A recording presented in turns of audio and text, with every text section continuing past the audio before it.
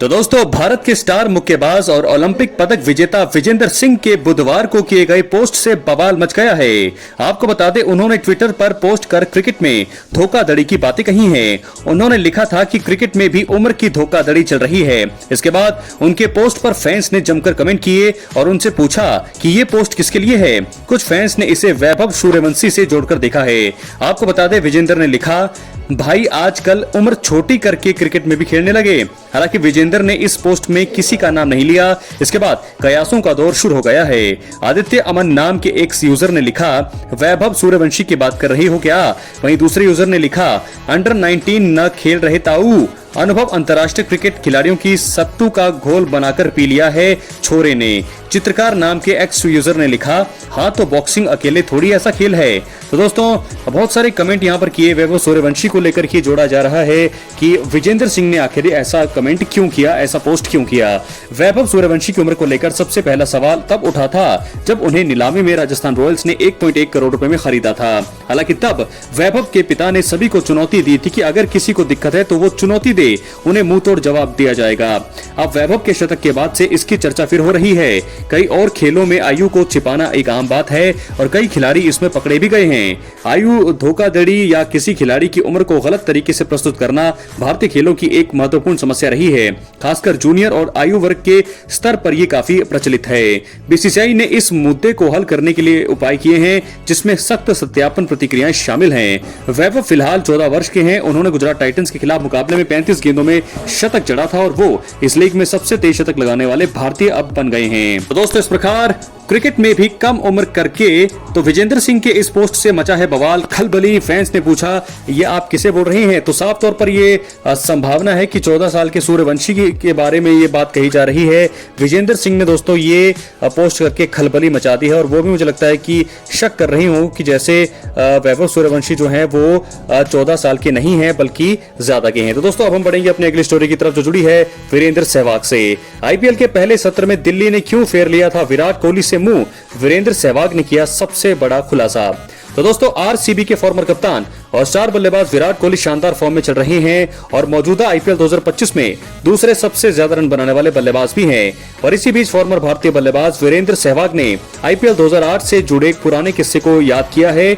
उन्होंने खुलासा कर दिया है कि आखिर क्यों दिल्ली डेयरडेविल्स, अब दिल्ली कैपिटल जो है, ने विराट कोहली को नहीं खरीदा था। आईपीएल की शुरुआत 2008 में हुई थी। विराट कोहली उस वक्त भारतीय अंडर 19 टीम का हिस्सा थे।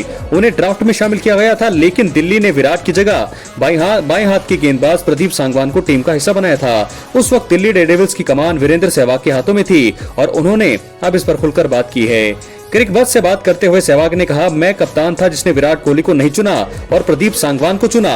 वो नीलामी की मेज पर भी नहीं था, हमारे पास पहले से ही थे।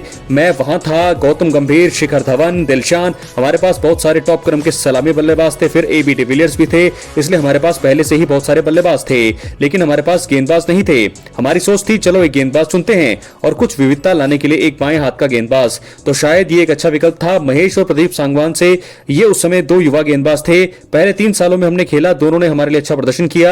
सांगवान के लिए आईपीएल का पहला सत्र कुछ खास नहीं रहा। उन्होंने 7 पारियों में सिर्फ 5 विकेट लिए, लेकिन दूसरे सत्र में उन्होंने जोरदार वापसी करी और 13 मैचों में 15 विकेट लेकर दिल्ली को सेमीफाइनल तक पहुंचा दिया था।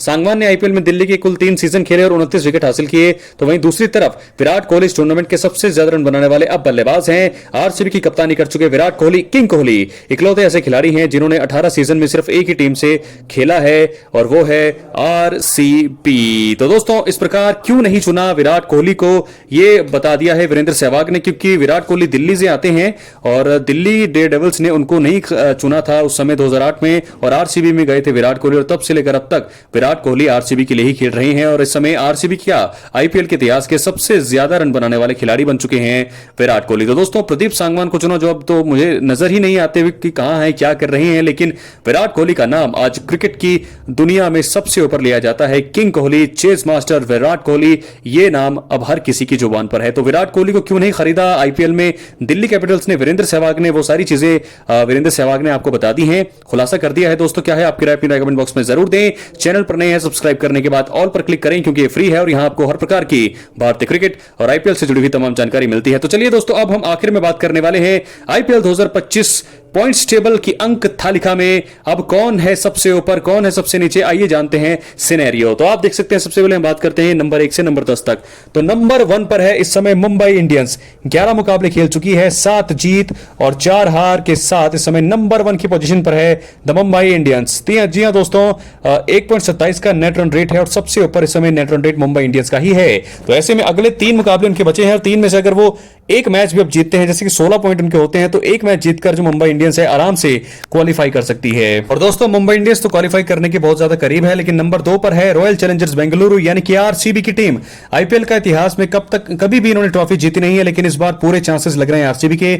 10 मैच, 7 जीत और 3 हार, 14 अंक इनके भी हैं, लेकिन नेट रन रेट मुंबई से थोड़ा कम है। तो ऐसे में आरसीबी को 4 में से अगले अपना सिर्फ एक ही मुकाबला जीतना है। एक मुकाबला जीतकर आराम से क्वालिफाई कर लेगी आरसीबी, और मुझे लगता है कि आरसीबी के टॉप 2 में जाने के चांसेस भी हैं। नंबर 3 पर है पंजाब किंग्स, 10 मैच, 6 जीत, 3 हार, 13 अंक इनके नाम है और 0.20 का नेट रन रेट है। तो पंजाब किंग्स की टीम भी टॉप 2 और प्लेऑफ में पहुंचने के पूरे दावेदार है। गुजरात टाइटंस नंबर 4, 9 मैच, 6 जीत, 3 हार, 12 अंक। तो दोस्तों 5 मुकाबले गुजरात के बचे हैं, 5 में से सिर्फ 2 ही मैच अगर गुजरात जीत गई तो आराम से क्वालिफाई कर लेगी। मुझे लगता है कि बहुत ही इजी है, गुजरात टाइटंस टॉप 2 में जा सकती है। मुझे तो इस समय ये जो टॉप 4 टीमें हैं यही नजर आ रही हैं जो आगे तक जाएंगी, लेकिन आईपीएल में कुछ भी हो सकता है। नंबर 5 पर है दिल्ली, 6 पर लखनऊ, 7 पे केकेआर, 8 पे राजस्थान बाहर हो गई है, 9 पे हैदराबाद और हैदराबाद की टीम भी बाहर है, 10 चेन्नई। दोस्तों आपको बता दें कि इस समय ऑफिशियल तौर पर हर आंकड़े के हिसाब से बाहर हुई है 2 टीमें, चेन्नई और राजस्थान रॉयल्स, क्योंकि अब 4 मुकाबले भी जीतती है चेन्नई अपने बचे हुए, तो